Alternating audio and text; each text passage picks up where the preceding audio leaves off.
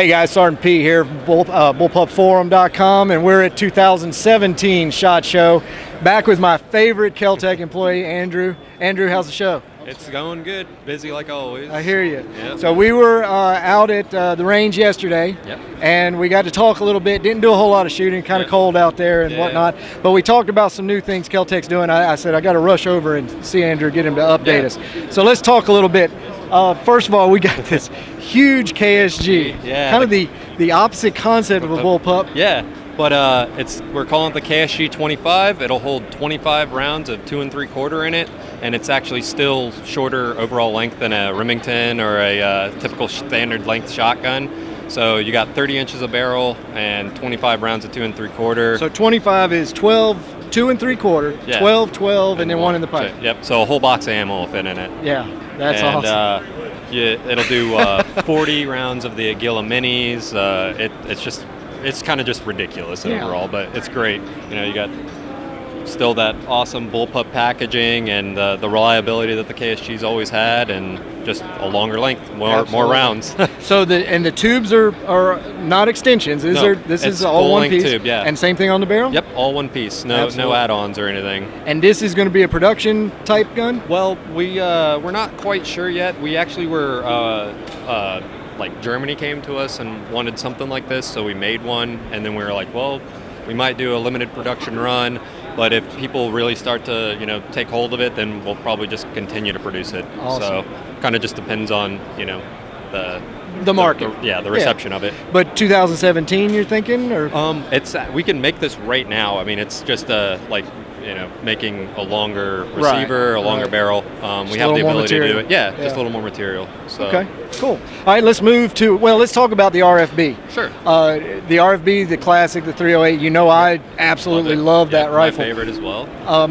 From that, you mentioned production. You're up in production. Yeah, so production was pretty slow and low on that thing for a while. The guys that were working on it just kind of weren't super motivated, I guess, and the parts were just not moving super fast. So I spent last year kind of trying to get all the snafus worked out on that, and increase production by about 30% on that. So there'll be the snafus on the production. It's cumbersome to produce the RFB. Exactly. Lots of parts in it, over 200 parts in that thing. So it was just. So you're refining a bit and getting that production up. That's exactly. great. Increase the efficiency, like I said. So about, like I said, 30% more production going out the door. Last year we shipped 3,071 of them.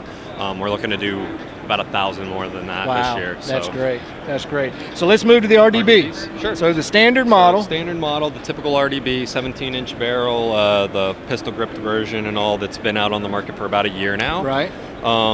So nothing really changed or new on that. Same ideas and concepts. But 17-inch 5.56 ejects in the rear, and it's been on the market. How about the production on it? Is it? It's still slow, a little, still kind of low in production numbers, but we're working on that as well. Sure. Just like all of our and stuff. And its popularity is starting to catch on up as well. Yep, exactly. So over this year, I'm hoping that we'll start to increase production on it quite a bit as well. Great. It's looking good so far.